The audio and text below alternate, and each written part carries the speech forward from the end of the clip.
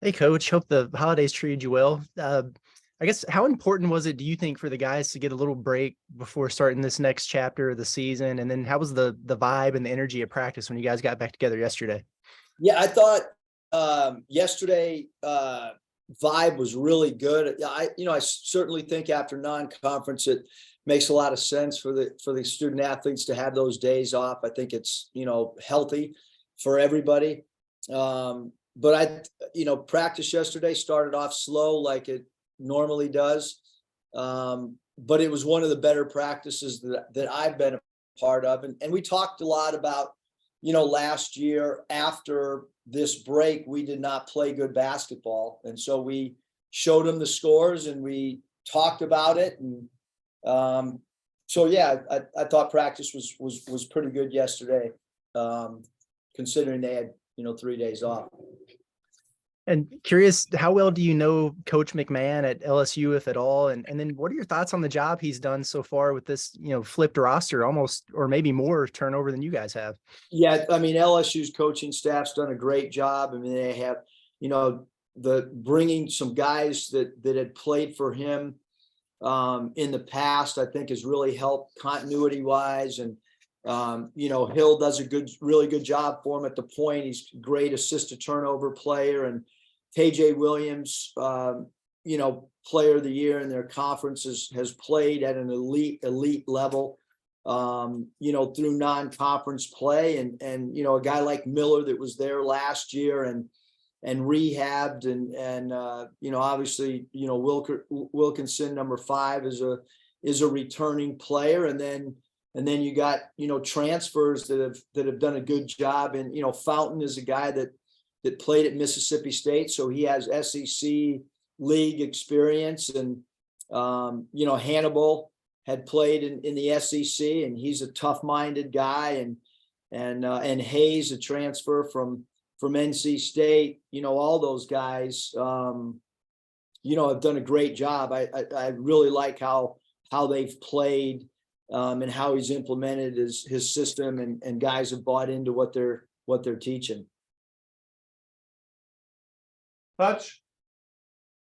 Yeah, Coach, you talked a little bit about Justice Hill there. I think he overlapped with you for maybe a couple of months. Correct me if I'm wrong there, but do you remember anything about that stretch there, and how much has he maybe improved over these last few years since you saw him? Yeah, I mean, obviously he had a great career at Murray.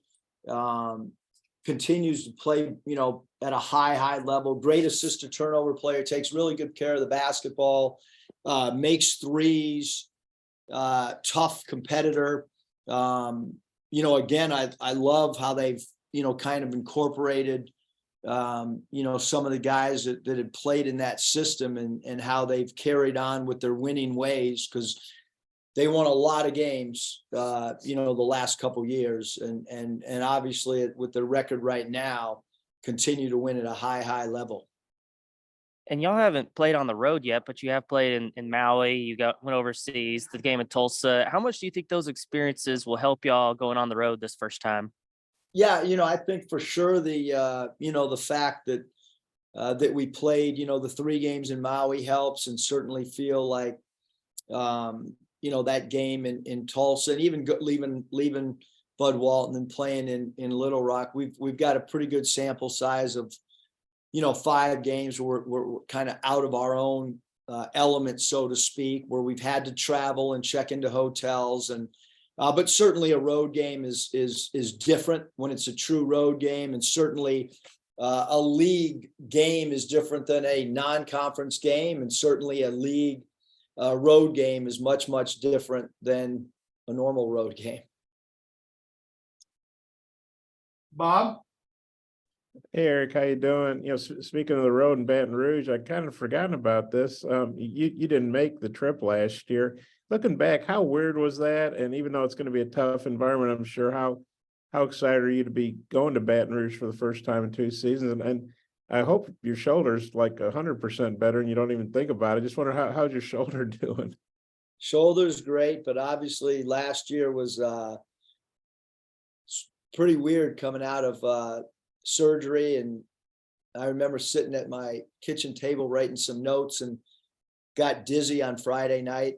was able to watch the game and then was extremely sick afterwards, to the point that Dr. Cox had to come over to my house because I got off the pain medicine without being instructed to, and got slammed pretty good right after the game. But I remember, I mean, I've never really can remember celebrating a game like that with my wife, being so excited. You know, I thought Coach Smart did a great job. The team played in a tough environment. They had a great crowd. They were a ranked team at the time. And, you know, it was a huge win for, you know, for our program last year at that juncture of time. Yeah, just how excited are you to be going back to, like, even though it's going to be a tough place, and of course you coached there a year with Johnny.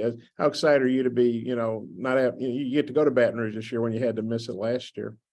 Yeah, no, I think anytime you can go back to a place that you've spent time and you know, so yeah, I'm excited, just like I think the whole team's excited to start SEC play. And then any update on Nick, and are you thinking you won't have him for this game, or what can you say about that? Yeah, no, Nick's status has not changed at all. You know, out indefinitely, and there's you know, there's no updates on him at all. Is he going to travel with you guys? I would assume he was. Okay, well, that's good. That means he's got a shot.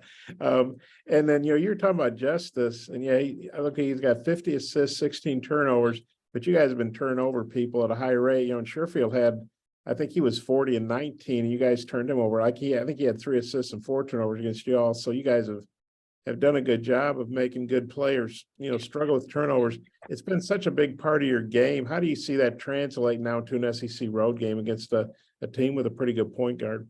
Yeah, I think that, you know, once you get into SEC play, you know, for the most part, it's, you know, at least for us, it's, you know, it's people take a little bit better care of the ball and you know, in their structure and the way they play and you know, Hill having such a comfortability with the system, and then Hannibal also, you know, like I said, with the experience of him playing in this league, you know, those are 2 really good ball handlers, and then Hayes becomes another ball handler and a guy that can score the basketball as well. So you know, 3 really good guards. Are all a little bit different, but obviously the you know, getting shots on goal and limiting turnovers, you know, they've done a really good job, especially, you know, Hill has done a really good job. And you obviously don't have Trevin. You won't have him, you know, Nixon out, and definitely if Nick can't play, you still have a lot of firepower, I think, a lot of good players. How do you feel about it if Nick can't play? And well, I mean, Nick's not going to, I mean, Nick's out indefinitely, Bob. So he's not, you know, he's not playing in this game. You know, otherwise the status would change, you know. So you know, we need somebody to step up for sure, you know, just like we have had people step up, you know, new opportunity, and like, you know, who that is, we don't really know. You know, last game it was Jalen Graham, you know, came in and we threw the ball to him and on one of his post up plays, and he went to work.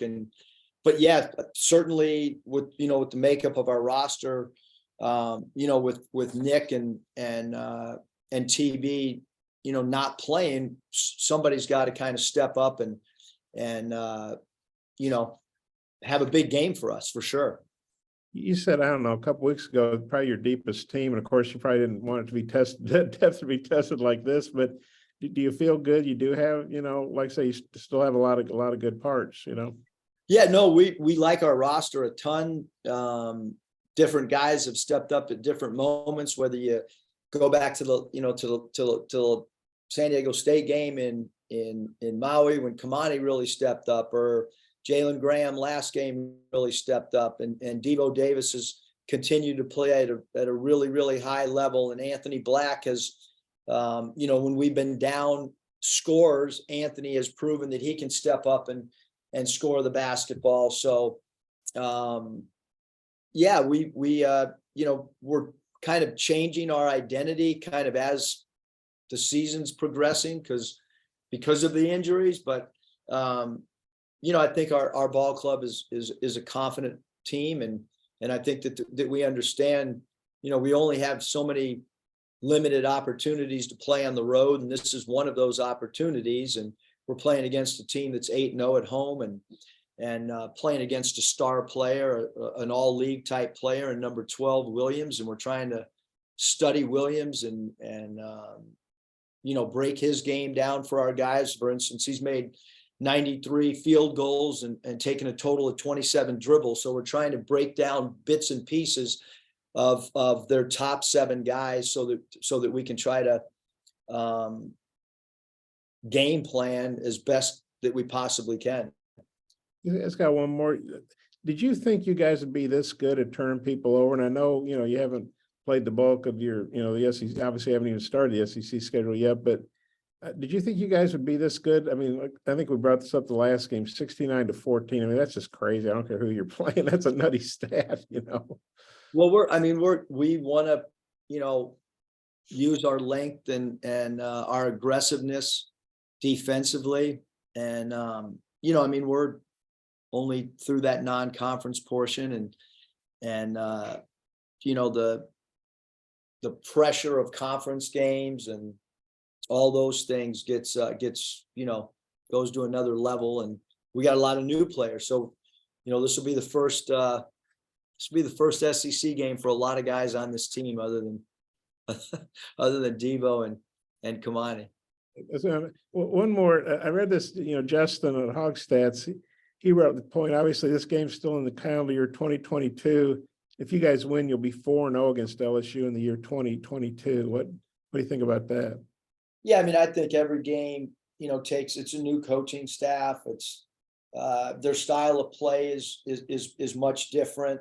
So I don't really take, what's happening.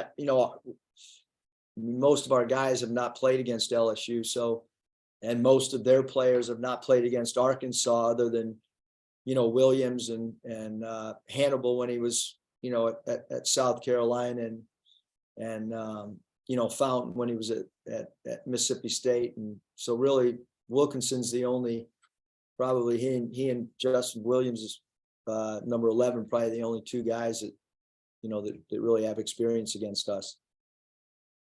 Okay, Coach, thank you for your time. Appreciate it.